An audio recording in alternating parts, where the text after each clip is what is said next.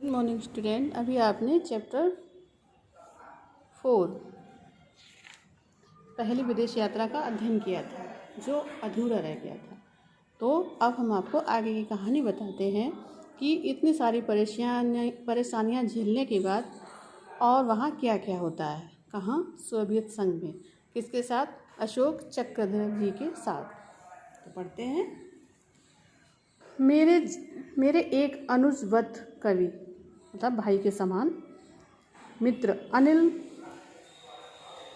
जन्मविजय Moscow में हैं और वहाँ रेडियो पर काम करते हैं। कहाँ काम करते हैं? रेडियो पर। और कौन से मित्र? जन्मविजय। कहाँ? मॉस्को में। अनिल जन्मविजय।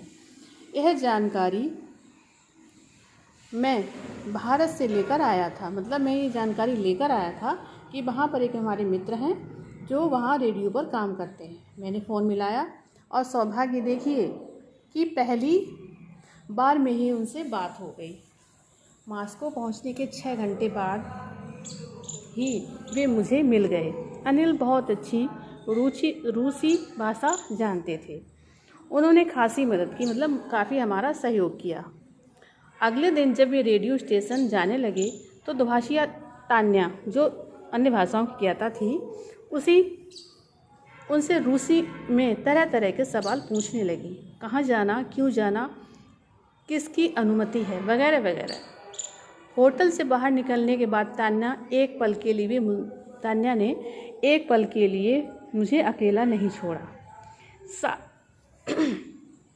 साए की तरह साथ लगी रहती। मॉस्को रेडियो स्टेशन के लिए लिफ्ट में जाते हुए अनिल ने तान्या से रूसी में कहा, तुम्हें हिंदी आती है? उसने सिर हिलाकर मना कर दिया। अनिल अब निश्चिंत भाव से उसकी आलोचना करने लगे। मतलब उन्होंने पूछा किससे? तान्या से, कि क्या आपको हिंदी आती है? तो उसने कहा नहीं, मुझे हिंदी नहीं आती है, मुझे तो इंग्लिश आती है। तो मतलब अनिल निश्चिंत हो गए कि चाहे इसके बारे में कोई भी बात करो हिंदी में, ये समझ नहीं पाएगी। और उसकी आलोचना बुराई करने लगे। ये कहने लगे कि ये जितनी भी दुभाषियाँ लड़कियां हैं, इनमें से अधिक गुप्तचर एजेंसी की हैं। और इनकी काया शरीर तो देखिए, खा खा कर मोटी हो रही हैं। मतलब किसकी बुराई कर रहे हैं अनिल जी? तान्या की। किससे? अशोक जी से। मैंने कहा, स्वस्थ सोवियत नारी है, क्या हुआ जो भारी है? क्योंकि मैं एक कवि था, कवि के रूप में ही बात को आगे बढ़ाया। लेकिन क्या केजीबी की होगी? अनिल ने एकदम आंख निकालते हुए कहा, ये शब्द अपने मुंह से मत निकालिए, गुप्तचर बोलिए, गुप्तचर।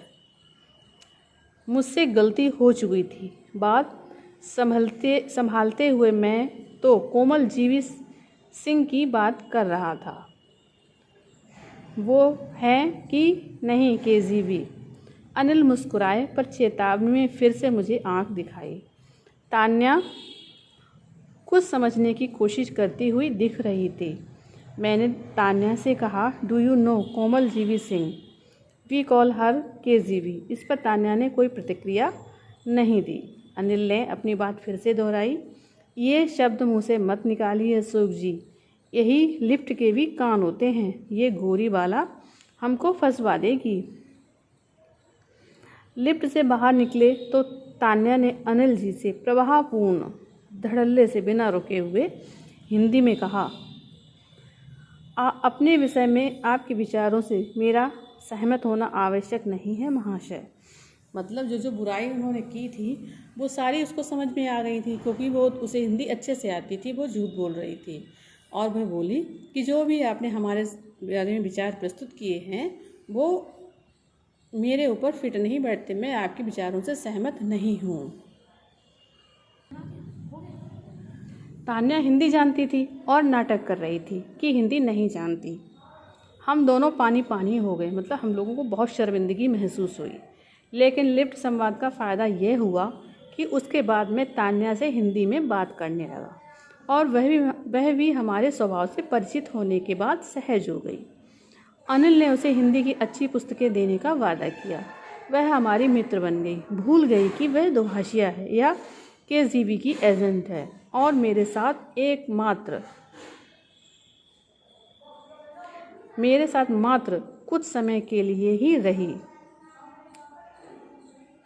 मतलब ये भूल गई कि वे केजीबी की एजेंट है और वह उसका साथ मेरे साथ कुछ समय के लिए ही है।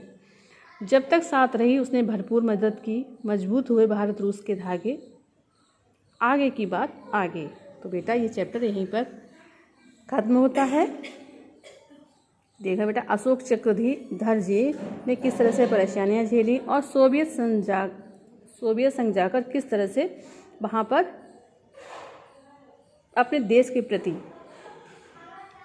उद्घोषक के रूप में अच्छा काम किया, एंजॉय भी किया। तो इसी के साथ थैंक यू।